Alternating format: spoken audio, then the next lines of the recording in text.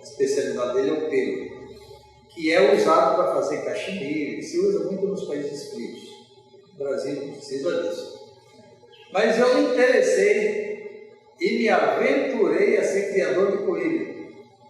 Eu cheguei a deixar de lecionar para criar coelho namorado.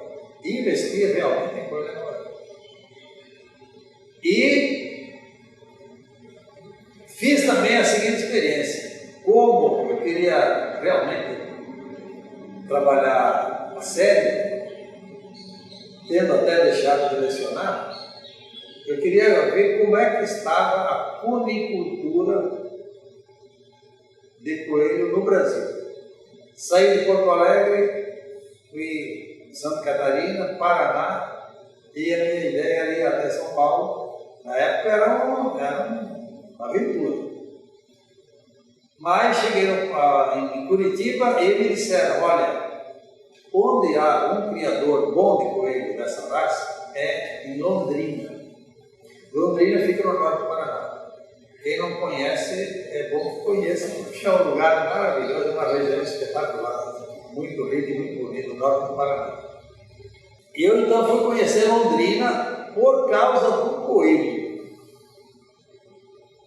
Em resumo, depois voltei a Porto Alegre e, não sei se um pouco por falta de experiência, um pouco por acreditar demais, eu entrei em algumas frias, comprei até coelhos de um criador que era um juiz aposentado, se tornou amigo e tudo mais, mas ele vendeu coelhos caros, ele tinha criação também, e de qualidade inferior, e em resumo, o resultado do negócio do coelho não deu certo.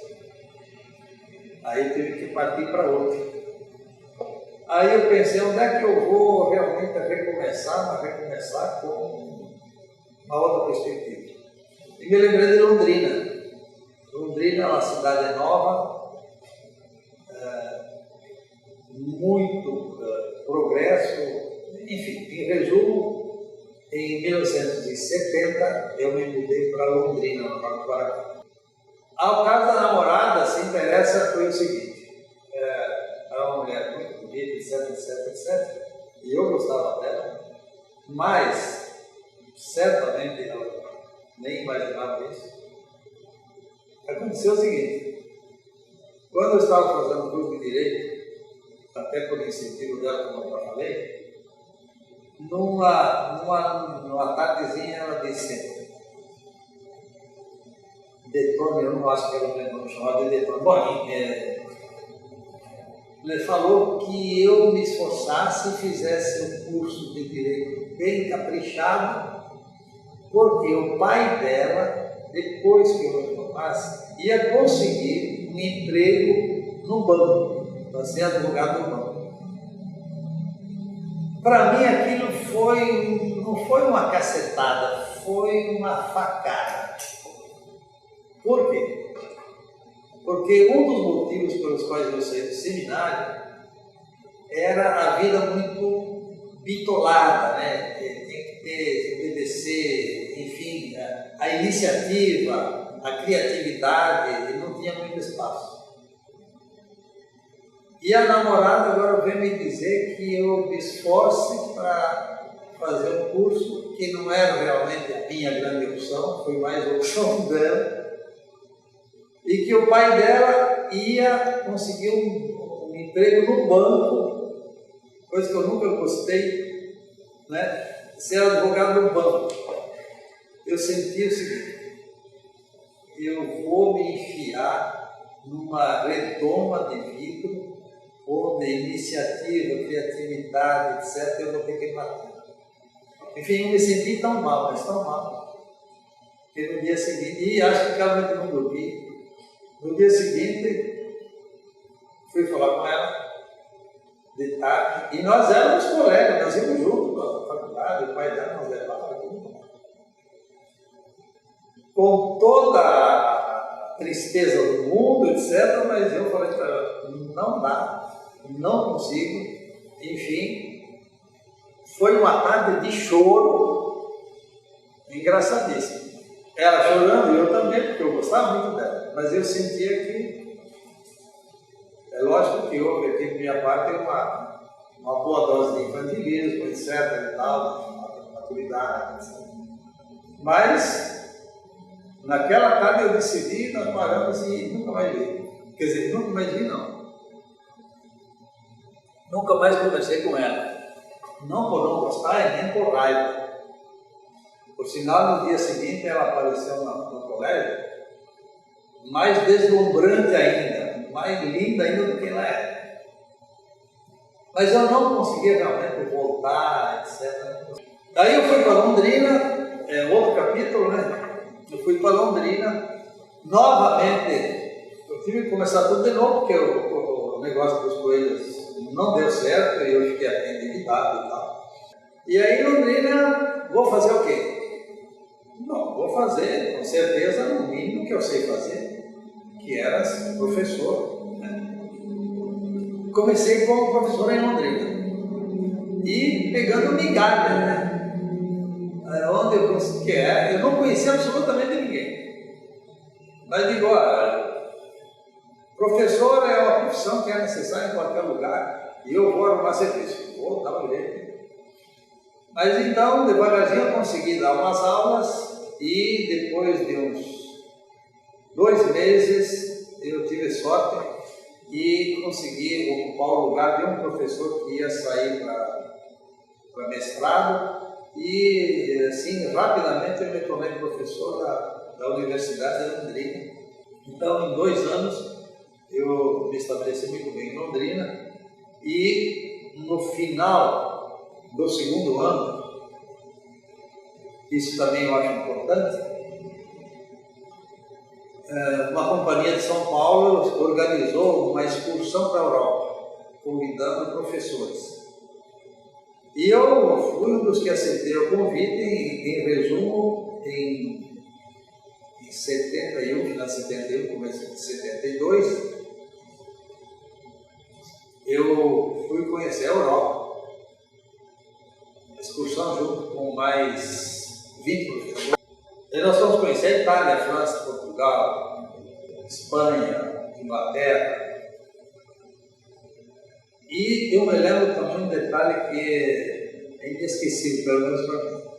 Em Londres, uma noite antes da viagem se estender para Israel, o Egito, o dono da empresa de São Paulo disse assim, ele estava divulgando, olha, quem quer esticar a viagem, em vez de voltar para o Brasil, ir para conhecer a Terra Santa, o Egito, etc., eu estou organizando para lá. Eu me interessei, que é que eu não queria conhecer o Egito e a Terra Santa, e Palestina, etc. Aí eu falei para ele, isso um bate-papo depois do jantar. Eu falei literalmente para ele o seguinte, eu gostaria de ir, mas não tenho dinheiro. Não estava preparado para isso. A viagem não estava programada para isso, era para conhecer 10 países da Europa e voltar. Mas na hora, o homem botou a mão no bolso. Ele era o dono da empresa. Botou a mão no bolso, tirou uma nota de $100 a $500. Acho que existe nota de $500. Eu sei que ele me deu um dinheiro e disse, no Brasil a gente se acerta, esse aqui é para você ter os gastos na vida. Olha, para mim foi um presente, lógico que não foi de presente, mas ele me emprestou dinheiro na hora, pegou dinheiro no bolso dele, me deu, e disse, no Brasil depois a gente se acerta. Então com isso, em vez de ir só para os 10 países, enfim, os países europeus que estavam programados, aí eu fui com alguns colegas para a Grécia, para Chipre, para o Egito, para o Líbano, para a Síria, a famosa Síria que está todos os dias, infelizmente, de forma negativa. Eu conheci Damasco. Na Europa, na época, não peguei neve, mas peguei neve em Jerusalém. Então, foi uma viagem simplesmente E dessa forma, né? Sem nenhuma formalidade. Naturalmente, como cristão e tal, é lógico que impressionou muito todos os lugares sagrados lá de Israel, mas em termos de espetáculos arquitetônicos e históricos, o que mais me impressionou foram as pirâmides do Egito. Entrar numa pirâmide do Egito é entrar ela tem mais ou menos a única coisa que a pirâmide é um monte de pedra com 143 metros de altura, portanto dá 4 vezes a altura das torres da nossa catedral, isso no centro dela, e é tudo pedra, com exceção da câmara mortuária do faraó e sua família. Para entrar é uma espécie de túnel que tem uma largura de aproximadamente uns, não lembro bem, mas 70, 80 centímetros, mais ou menos, acho que 80.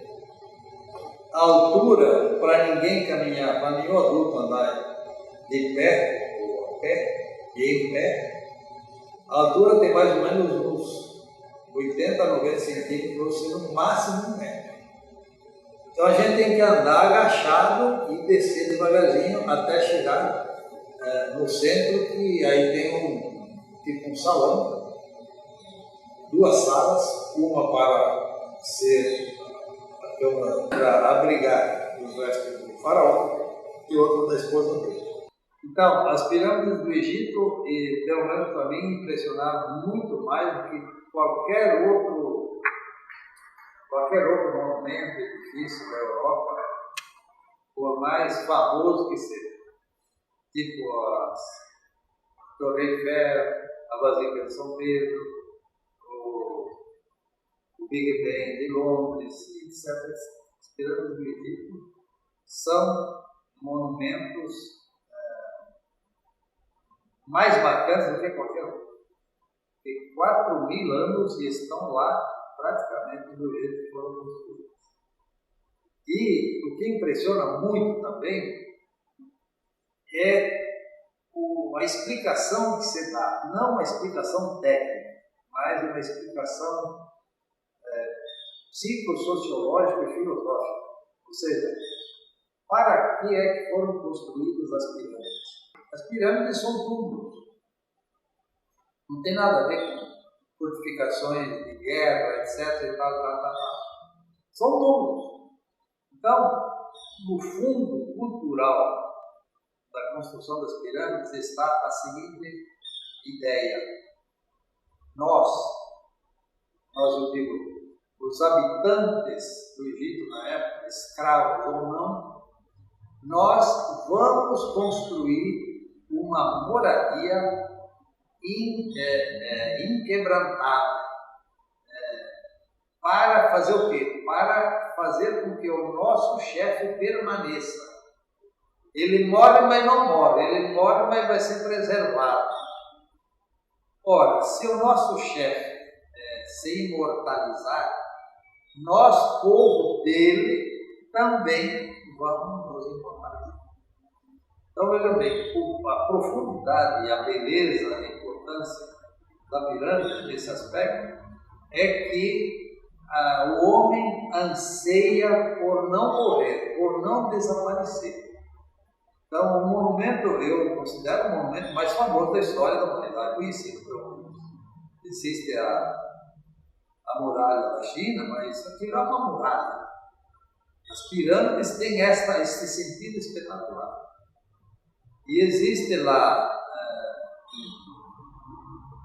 em Gizé, que é ali ao lado do Cairo, do Egito, as 3 maiores, mais famosas pirâmides. E lá é apresentado um espetáculo de luz e som de uma empresa francesa. Eu não estou atualizado, mas acredito que ainda continua. O espetáculo é apresentado todas as noites, sendo 3 noites por semana em árabe, 2 em inglês e 2 em francês. E, portanto, quem não entende nenhuma dessas línguas vai ver só o espetáculo na parte visual mesmo, não vai entender. Porque a parte falada é absolutamente maravilhosa. Eu me lembro assim de alguns itens. Por exemplo, a esfinge, que está na frente das pirâmides, começa o espetáculo dizendo assim: eu sou a primeira a ver o sol. A esfinge falando, né? Artisticamente é um espetáculo muito bonito. E a pirâmide também diz assim: por aqui passaram os grandes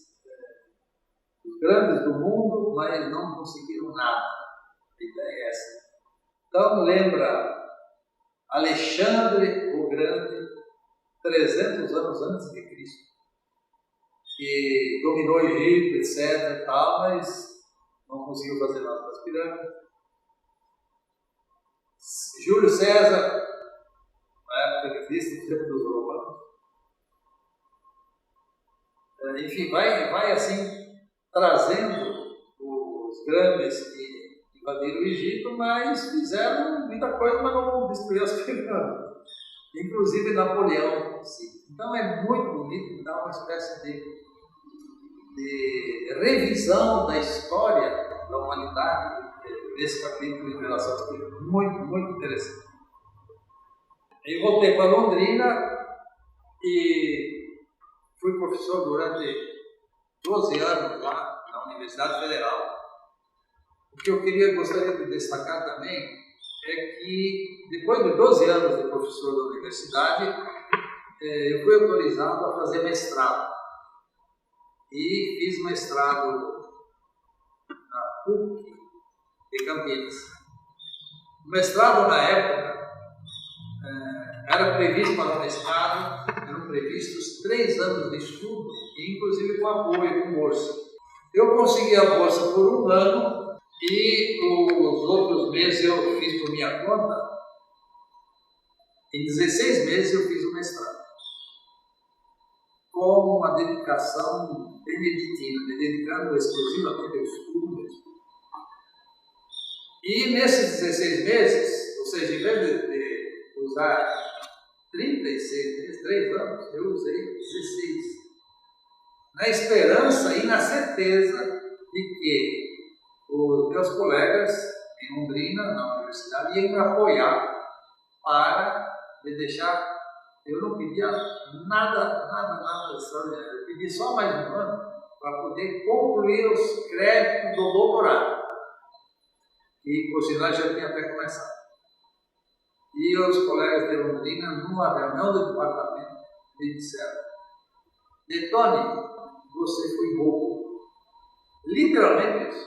Você foi bobo, você devia ter levado na moleza, então você ia ter os 3 anos no mestrado e depois você ia conseguir mais 4 anos no doutorado. Mas não me deram nenhum doutorado. E isso me fez tão mal, mas tão mal. Eu me senti um peixe fora da água. Eu digo: como é que eu vou trabalhar numa instituição que valoriza a mediocridade, a safadeza, o jeitinho, e não valoriza quem leva a sério e quem se dedica mesmo? Isso eu não consegui superar fácil, não. No ano seguinte, informado também pelas propagandas do Teixeirão, que fazia propaganda no Sul, para fazer de lá e tal. E também pela curiosidade que eu sempre tive, né, de querer conhecer e tal, de viajar. Então, em 84, eu com minha esposa e 3 crianças, eu casei com 39 anos em 77. Ela tinha sido minha aluna, era professora, e depois, inclusive, ela fez o mestrado junto comigo. Ela fez o mestrado também, nós fizemos junto. É a mesma aluna. Os 3 filhos nasceram no Paraná. E nós então viemos conhecer Rondônia. Mas nenhuma vontade demorar aqui, lecionar aqui. Por quê? Porque eu estava na universidade, apesar de não ter tido o apoio que merecia, eu continuei fazendo um doutorado por minha conta, com todo sacrifício, mas continuei. Então eu estava muito bem como professor, não tinha dificuldade de emprego, pelo contrário, tinha emprego de sobra. Mas eu tinha aquela mágoa, aquela facada que meus colegas me deram, eu não me sentia bem mesmo. Um ambiente que não apoiava a seriedade, a iniciativa, a criatividade, o esforço. E sim, a malandragem, você devia ter levado na moleza, me desgostou demais. Então, eu vi como a esposa e 3 crianças, as crianças tinham 2, era uma escadinha, diferente de um ano, se não me engano. Uma tinha 2, a outra 3, a outra 4. Não. Era 4, 5 e 6. Viemos então conhecer Rondônia. E com o mapa na mão, principalmente entrando em Rondônia, mapa primeiro veio o quê? De lá para cá, Vilhena. Confere aqui no mapa, conhecemos rapidamente Vilhena. Depois veio o quê? Pimenta Bueno. Depois veio o quê? E assim por diante. E passando perto de Ariquemes, que era uma cidade sobre a qual eu tinha um interesse especial, porque o nome Ariquemes já estava na minha cabeça há alguns anos antes, uma propaganda que eu via que não sei o que era importante, não sei. Então Ariquemes estava no foco, mas como a cidade estava meio deslocada da estrada, passamos batido, apesar de ter um mapa na mão, e cadê Ariquemes, e viemos vindo até chegar aqui perto para cá de Itapuã. Itapuã também não existia, era só umas casas, uma vilazinha. Aí paramos um caminhoneiro, tinha um caminhoneiro também parado, era da estrada, e perguntamos, onde é que fica Ariquemes? Ele disse, vocês já passaram 80 quilômetros de Ariquemes. Resultado, nós viemos conhecer primeiro Porto Velho e deixamos Ariquemes para conhecer na volta. Viemos conhecer Porto Velho, fomos recebidos de braços abertos, principalmente pela universidade. Por quê? Porque na época aqui, professores, principalmente com pós-graduação, com mestrado, era coisa raríssima. Fomos muito bem recebidos e tal, e inclusive oferecendo as disciplinas que nós quiséssemos. Mas o meu objetivo não era, né? Ao passo que a minha esposa, sim, ela não tinha conseguido se colocar bem lá em Londrina, que a concorrência, quando ela se colocou, a concorrência já era grande. Bom, então conhecemos Porto Velho e na volta, aí sim, não, temos que conhecer Ariquemes.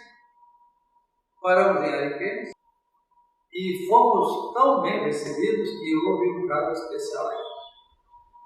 Almoçamos e a dona do restaurante, na sequência, disse, agora eu vou levar vocês para conhecer a cidade. E realmente ela fez isso. Entusiasmada, mas era um entusiasmo exuberante. Não é que vocês têm que ficar aqui, porque hoje à noite tem a festa do piano boiadeiro, e porque isso, porque aquilo, e tal. E acabou nos convencendo e ficamos lá. À noite fomos para a festa do piano boiadeiro, e encontramos um gaúcho com a coisa de chimarrão na roda gigante, embaixo, esperando os filhos que estavam, né, para encurtar a conversa. Com esse tal de gaúcho, eu fui conversando, e a parada em Ariquemes, que era só para conhecer um pouco, levou uma semana. Nós paramos uma semana em Ariquemes, aí conhecendo fazendas aqui, etc. Acabei me tornando sócio desse gaúcho, que era gerente de uma fábrica de tijolo.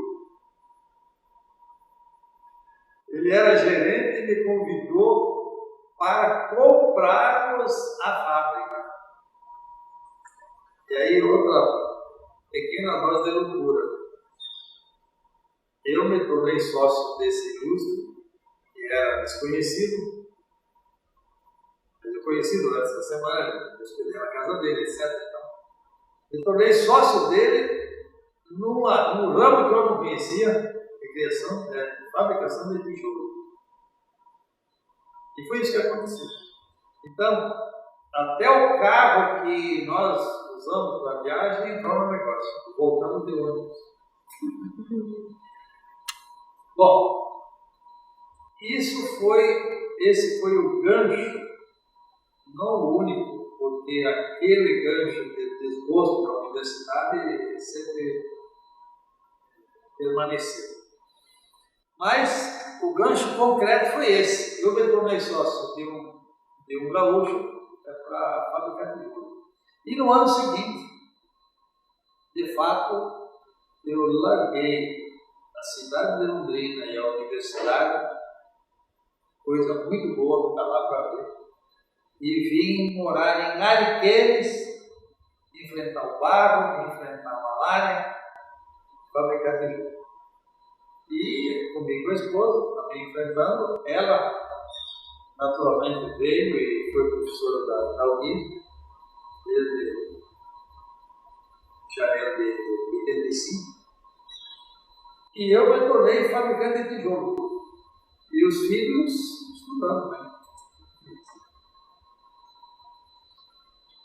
Mas o reitor daqui, não sei se você se lembra, o professor Antonino da Silva Júnior,